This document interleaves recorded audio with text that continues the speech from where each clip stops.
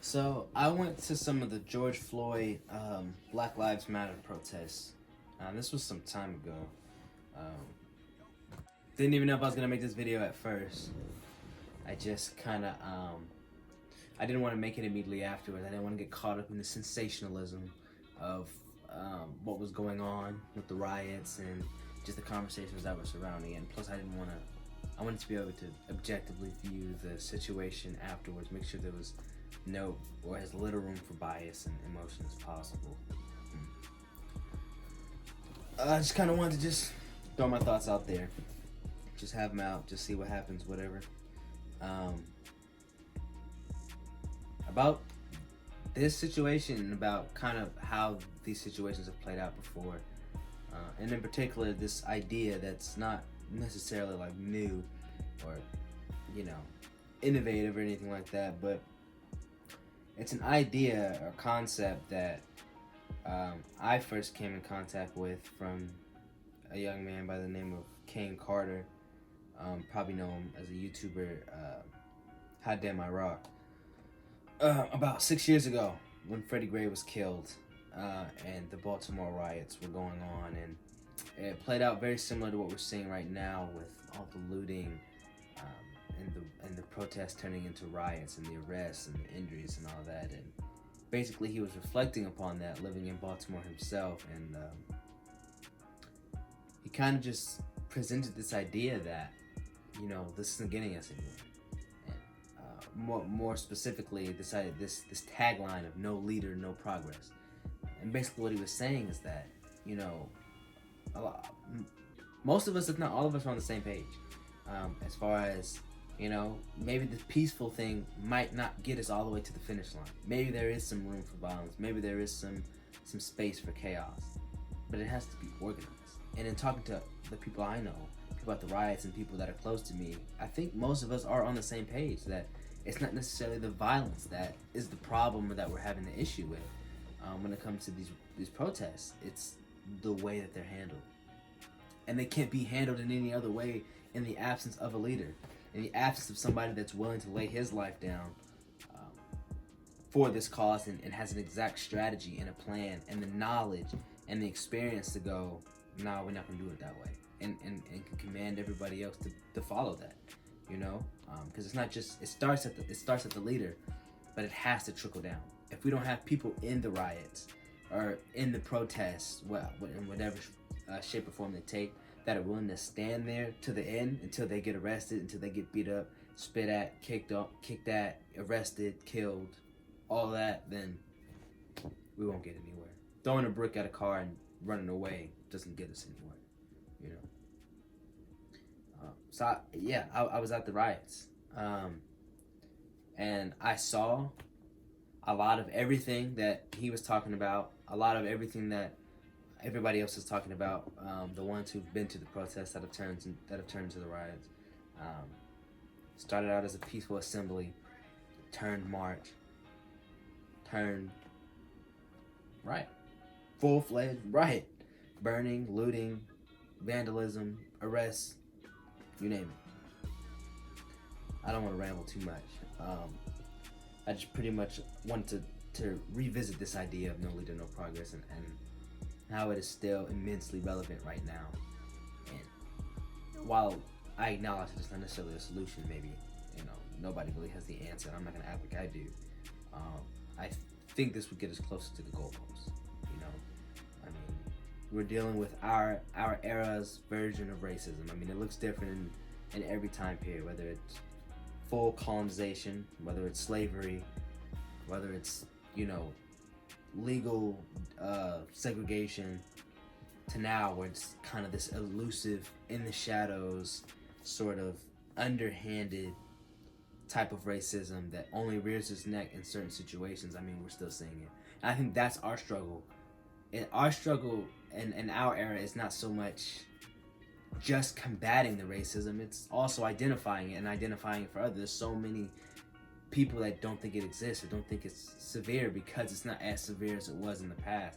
And so our unique challenge in this era is identifying the racism and identifying it for the masses. And I think we're slowly getting there, but like I said, we've seen this before. We've seen the riots before. We've seen the protests. And while it seems like every time we inch a little bit closer, we get some wins. Police chief resigns. We're seeing some arrests. We're seeing some legislation being presented. Ultimately, we don't get the closure that we're looking for. The purpose of this movement, specifically the here and now of a lot of the people who are protesting because of the death of George Floyd, who have come out because of this death, they want police reform, possibly police defund. They want retraining. They just want change on a massive scale. But what we're doing isn't gonna get us that. And what's similar in all these circumstances, from every year when there's some mass shooting that comes up, shooting of an unarmed black male or killing of an unarmed black male, is the lack of a leader. I mean, we have the Black Lives Matter movement, but we have no specific symbol to rally around. The only symbols we seem to be able to rally around are those fallen ones, and we can't do anything for them now. Which is another thing. These movements, while aren't necessarily aimed at making martyrs out of those who've fallen, they kind of serve as sparks. They're little sparks. They're supposed to light the fire that keep it going.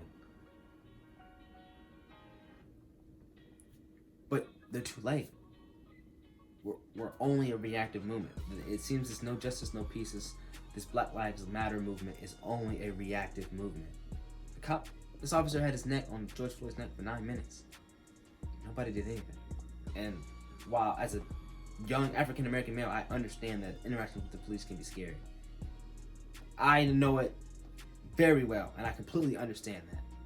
But if we're only going to be a reactive movement, if we're only going to throw bricks at cop cars when somebody dies, if we're only going to feel confident enough to fight against the system within the safety of a 1,000 or more person crowd marching down Broadway or Music City Street or whatever, what are we even doing? What are we even doing? We didn't even get to the officers. We didn't even get to them. We didn't do nothing. What is the point? It's literally doing nothing. Looting our own businesses, destroying our own neighborhoods, just leaving our states and destroying others' neighborhoods, not doing nothing.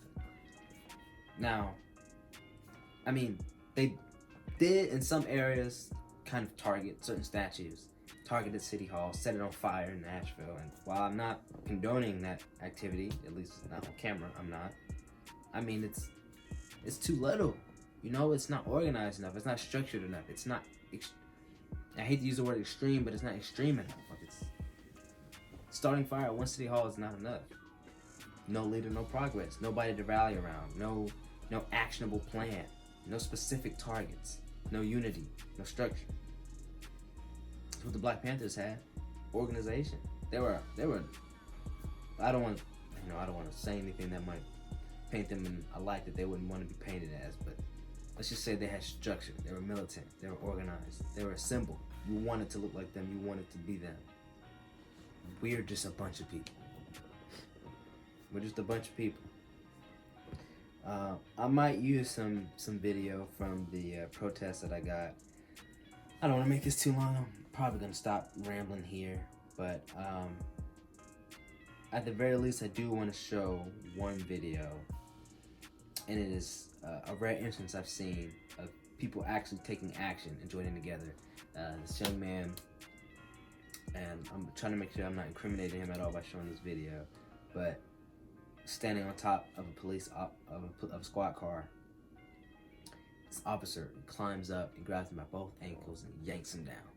And the moment he does that, mind you, the entire protest has been without incident so far. I mean, yeah, they were vandalizing the police car, but the officers weren't doing anything at this point. They were literally 10 steps away behind a rail with their bikes watching. They did not care. But the moment this young man gets dragged down and it looks like he's about to be arrested. In the spirit of George Floyd and all these unarmed black males that have been killed over the years, the entire crowd swarmed.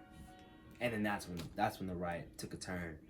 That's when people started fighting the officers, arrests, you name it.